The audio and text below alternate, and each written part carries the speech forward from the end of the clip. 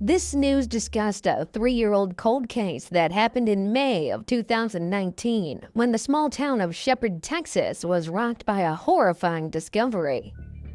She was found down this trail at Sam Houston National Forest in San Jacinto County, where investigators say a neighbor found the body of 59-year-old Rhonda Richardson, May 22, 2019. The trail, not far from Richardson's home in Shepherd.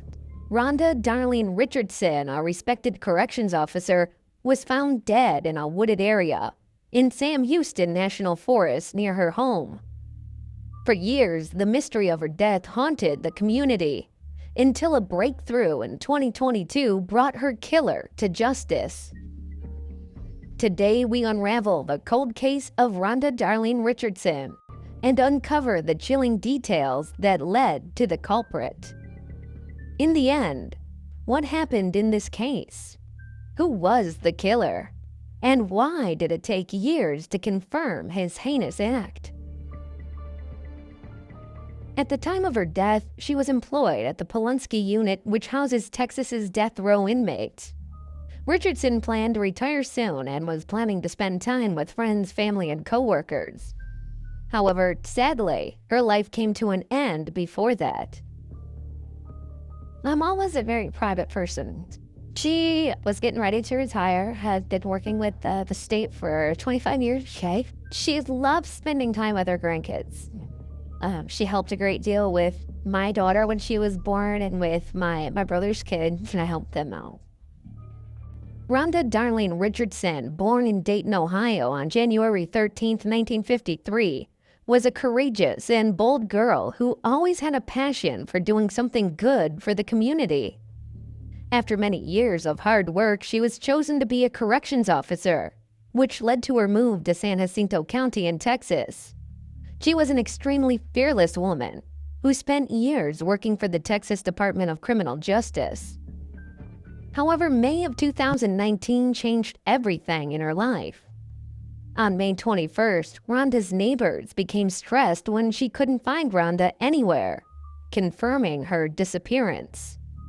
This kicked off a mystery surrounding her, questioning what could have happened. But we got a call of a woman was found in the National Forest, and she was found deceased. We showed up, and immediately we grew suspicious of the nature and the cause of death due to the fact that the way she was found, the way her body was basically mutilated. She was found face down. She was scalped. She was fully clothed. She was right off of a small little pipeline trail. It was commonly used for people to go out there walking, ATVs, that kind of thing. But it was a small community in Shepherd, right next to the National Forest. So there was a lot of, it was a wide open trail. It was commonly used. And there was, the way she was found was very disturbing. We found out the day before she had a couple of dogs that had gotten loose, and these dogs had ran off apparently into the National Forest, which is just right across from where her house was at. So she had asked for some help with some neighbors. Before going missing, Richardson was last seen searching for her lost dog. Reportedly, she had asked her neighbors for help, but had never returned home. The next day, on May 22nd, Officer Gary Sharpen from the San Jacinto County Sheriff's Office received a phone call in the afternoon from informant Robert Dale Clary and his nephew Hassan Clary. When the police arrived at the specific location in a wooded area adjacent to Rhonda's residence near Sam Houston National Forest in Shepherd, according to the informant, they found her lifeless body lying on the ground, which raised many questions about how the body was found. The initial investigation showed that Richardson had severe injuries to her head and face, as well as many cuts on her body suggesting a violent attack that led to her death. Various physical evidence was collected from the wooded area where her body was found. This included clothing fibers, a broken fingernail, and personal belongings, all showing signs of a violent struggle. DNA samples like skin cells and hair were also collected. For further investigation, Richardson's body was sent to the Southwest Texas Forensic Center in Beaumont, where Dr. Brown identified her.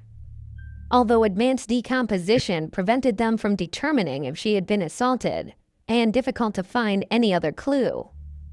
Thus, San Jacinto County detectives asked Dr. Joan Bythway at Sam Houston State University for a second opinion.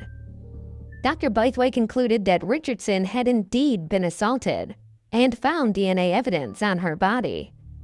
But the evidence was too degraded or unclear to identify a specific person with the technology available in 2019. However, despite the lack of any results from DNA testing, a peculiar bit of evidence raised doubts on a certain individual. Another piece of evidence found near the body was a cell phone. That cell phone belonged to Robert Dale Clary. The police discovered numerous phone calls and recordings between Clary and Rhonda on the cell phone. Not only that, but the phone's Google Drive included images of the victim before and after her death, which pointed to Clary's suspicious behavior and involvement in the case. Moreover, despite the findings of the body of Richardson, Clary didn't mention it in the beginning. Rather, he went back to his family, and it wasn't until later he made the 911 call with his cousin, which makes him more suspicious. Over the years, and multiple DWIs, he did prison time. Yes, yeah, he had some alcohol-related DWIs. He had, several convictions. He did some time in prison, several times, and then I think the latest was he had I think it was a indecency with a child or something to do with that, but it was a crime. Additionally, during the investigation, Detective Gary Sharpen noted that Clary had a history of arrests. He had been arrested multiple times in the past, which included 5 DWI cases for which he served time in the Texas Department of Criminal Justice. These arrests occurred in June 1990, November of 1991, June of 1992, and June of 2003. Clary also faced assault charges in Harris County in 1998 and 2004. When Clary was put into interrogation, he admitted that Rhonda had asked for his help to find her lost dog before she died. However, when officers increased the pressure on him, Clary provided an alibi, and he avoided giving any clear answers. So without solid proof, the authorities couldn't charge him. The history of criminal behavior, along with his suspicious actions surrounding Richardson's death, made Clary a key suspect in the investigation. However, due to the lack of advanced forensic technology at the time, the DNA evidence found on the body couldn't identify the suspect, leading to Clary being eliminated from the case. With all other leads also failing to shed light on what happened to Richardson, the case went cold. However, after 3 years of remaining inactive, the case was finally reopened. The case took a new turn in 2022, with the application of fresh forensic techniques such as advanced forensic genealogy and cell phone tracking, breathing new hope into the investigation. The new information came up, new cell phone technology. We were able to extract some more information from his cell phone, which put him on the trail. We were able to do some more work with her cell phone, and then we were able to, give her approximate time that she stopped actual moving. Any activity from her phone was on this trail the day before, and so we were able to develop that kind of information and nail him down to it. They found important evidence that had been missed before. They used advanced computer analysis to look at cell phone information that was found near the crime scene. This helped them find Robert Dale Clary's location near where the crime happened, which didn't match his alibi, which he had given during the initial investigation back in 2019. They even found deleted messages that suggested he had planned the crime beforehand. Further crucial evidence came forward that brought this case to light when advanced forensic genealogy showed that DNA found on Rhonda's body and clothes matched Clary's DNA, proving his involvement. Throughout the reinvestigation, another officer, Todd Dillon, involved in this case, found another clue that had been missed. A witness who remains unidentified saw Rhonda with Clary on the day of the crime. We happened across a witness in this case that we knew was out there but had never been able to identify or locate. Happened across this witness, and it really was just the last piece of the puzzle that we needed. By putting all this evidence together, both from technology and regular detective work, they had a strong case against Clary. He was arrested for further legal procedure on April 29, 2024. After all the evidence was gathered, Clary was arrested by law enforcement officers. He was formally charged with the crime.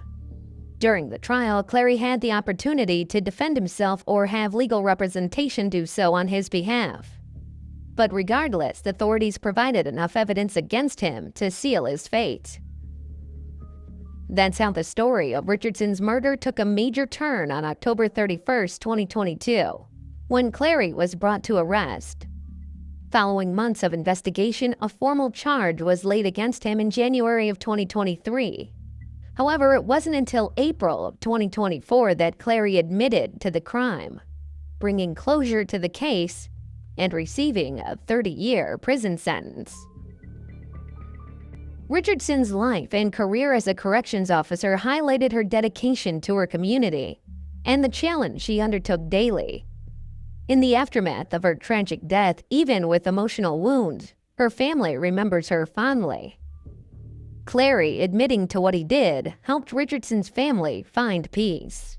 Even though it was hard, they finally got closure. This gave them hope that they could start to heal.